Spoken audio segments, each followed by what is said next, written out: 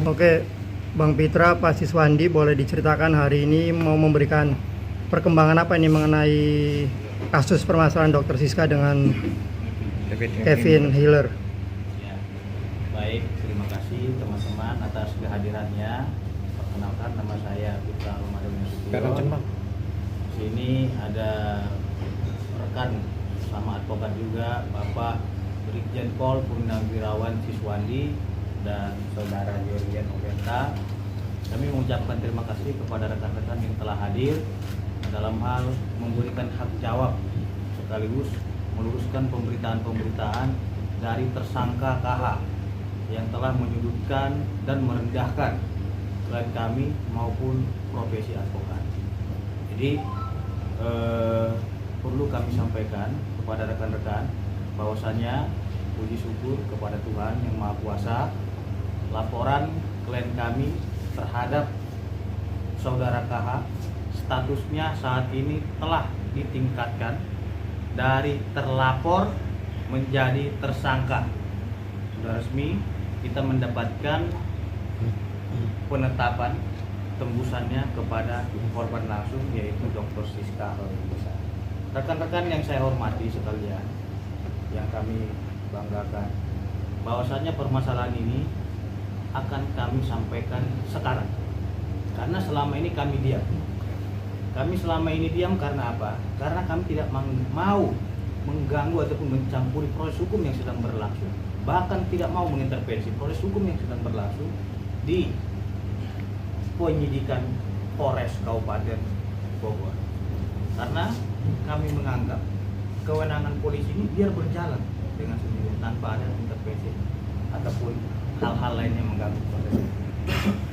Akan tetapi karena kami melihat selama ini banyaknya fitnahan-fitnahan, banyaknya opini-opini yang menyesatkan masyarakat, opini publik, maka kami akan meluruskan, karena yang bersangkutan juga statusnya saat ini sudah tersangka, dalam arti sudah cukup bukti untuk memproses perkara ini ke tahap 2.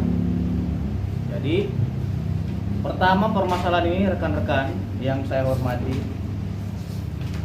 permasalahan ini terjadi sekitar tanggal 26 Mei ya. 26 Mei 2022, tepatnya pada pukul 20.00 WIB di Hotel Bed Kesegaran Tresia, Puncak Bogor. Biar rekan-rekan juga mengerti dan kita juga tidak sepotong-sepotong menceritakan permasalahan ini, dan kasihan masyarakat dibohongi dan dibodoh-bodohi seperti itu. Pada tanggal 26 Mei 2022, tepatnya pada pukul 20.00 WIB malam hari, saudara Siska Khoirunisa bersama dengan tersangka KH berada di hotel tersebut. Simpel saja sebenarnya permasalahan ini. Klien kami Siska menanyakan kepada saudara KH, ya, kapan adegan yang sedang ia tonton itu akan diambil, kan gitu. Akan tetapi yang bersangkutan dalam posisi begini, ya, sama saudara KH, dia merasa tidak nyaman ataupun tidak senang, sehingga yang bersangkutan menjawab, bisa nggak sih nggak usah ganggu, pada itu. Bisa nggak sih nggak usah ganggu. Ya, jadi biar clear. Jadi yang memulai duluan itu yaitu tersangka ini. Bisa nggak usah ganggu, pada itu. Kita nggak tahu. Pertanyaan kita simpel saja. Kapan adegan yang diambil? Gitu loh. Sehingga ditanya kembali, kenapa marah-marah? Nah, di situ saya merasa terganggu dengan kau naik-naik terus. Nah, dari situ mulai percekcokan. Adegan ini, ya teman-teman, biar diketahui, ada 2 adegan. Jadi yang disampaikan yang bersangkutan itu hanya sekitar 1 adegan, tidak 2 adegan. Pada waktu terjadi percekcokan itu, ya, klien kami mengalami kekerasan penganiayaan. Klien kami mengaku dia dicekek, dibanting pada agen yang pertama diseret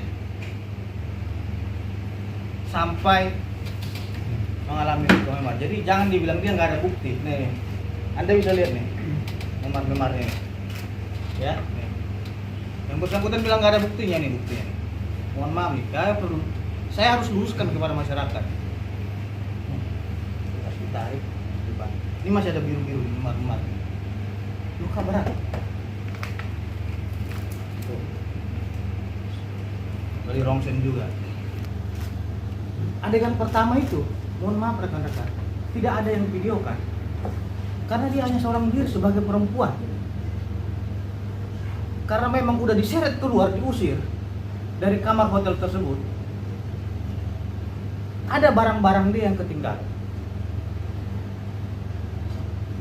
Dia ketok lagi pintu itu. Saya mau ngambil barang-barang saya. Adegan pertama itu tas dia yang berisi dengan barang-barang yang begitu berat dilemparkan ke situ. Sehingga sampai sekarang dia batu-batu terus akibat hal tersebut dan tidak sungguh-sungguh sampai sekarang. Dia mau mengambil barang-barang dia. Ini adegan kedua. Adegan keduanya dia mau masuk, ketok, dibuka pintu. Saya mau ngambil barang-barang saya, kamu kok usir saya? Wajar nggak sebagai perempuan sakit hatinya kan diperlakukan seperti itu? Kenapa kamu cekek saya? Kenapa kamu banting saya? Dengan kelemahan beliau wajar melakukan pembelaan dirinya. Dan tersangka ini tidak ada luka. Karena apa? Karena dia menangkis tak gitu. Sikap kesal karena dia udah diseret, dibanting sampai mengalami luka-luka. Ditangkis seperti ini. Mana lukanya yang mana? Dia menunjukkan video. Dan di adegan kedua inilah yang divideokan, yang diedit dan dipotong-potong tadi. Why? Ada apa? Kenapa pada waktu adegan pertama itu ketika terjadinya penganiayaan terhadap UMKM tidak divideokan? Ketika sudah keluar dia, mungkin ada suatu konspirasi video ini nih, mau masuk nih. Jadi si perempuannya nggak tahu. Agenku ternyata sudah di video. Fair nggak kalau kita lihat seperti itu? Jadi tersangka per tanggal berapa, Bang?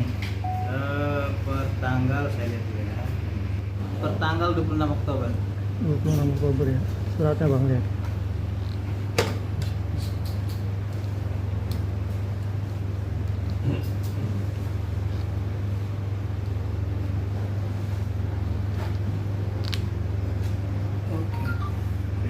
Dan mohon nanti alamat pribadi seseorang itu di blur ya.